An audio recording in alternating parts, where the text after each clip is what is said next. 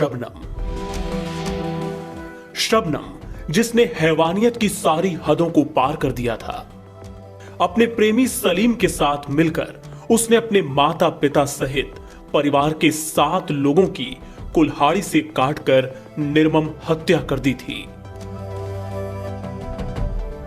UP के अमरोहा जिले के बाबनखेड़ी गांव में 14-15 अप्रैल 2008 की दरमियानी रात को अंजाम दी गई उस वारदात के लिए शबनम और उसके प्रेमी को जिला अदालत ने फांसी की सजा सुनाई, जिस पर पहले हाई कोर्ट और फिर सुप्रीम कोर्ट ने भी मुहर लगा दी।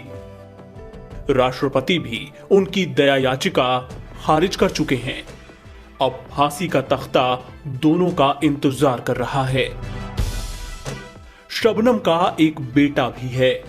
13 दिसंबर 2008 को शबनम ने मुरादाबाद की जेल में एक बेटे को जन्म दिया था, जिसे बुलंदशहर के एक दंपत्ति ने गोद ले लिया।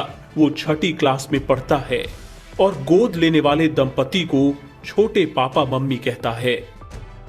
शबनम की औलाद को तो उसके परिवार में कोई देखना तक नहीं चाहता था, लेकिन इस दंपत्ति ने इंसानियत दिखाते हुए बच्चे को अपना लिया। स्थानीय मीडिया के मुताबिक कुछ दिन पहले ही ये दंपत्ति उसे रामपुर जेल में बंद उसकी मां शबनम से मिलवाने ले गया था।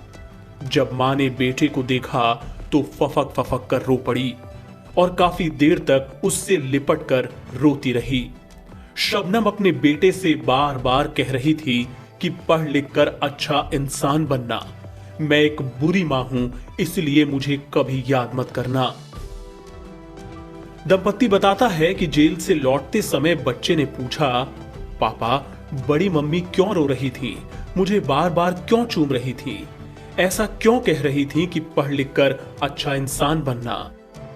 इस दंपत्ति ने कहा कि फांसी की तारीख तय होने के बाद वो बच्चे को उसकी मां से आखिरी बार मिलवाने जरूर ले जाएंगे। शबनम का बेटा 6 साल 7 माह और 21 दिन तक जेल में उसके साथ ही था। इसके बाद बाल कल्याण समिति ने बच्चे की अच्छी परवरिश को लेकर 30 जुलाई 2015 को उसे बुलंदशहर के इस दंपत्ति को सौंप दिया था। तब से वो इसी परिवार का हिस्सा है।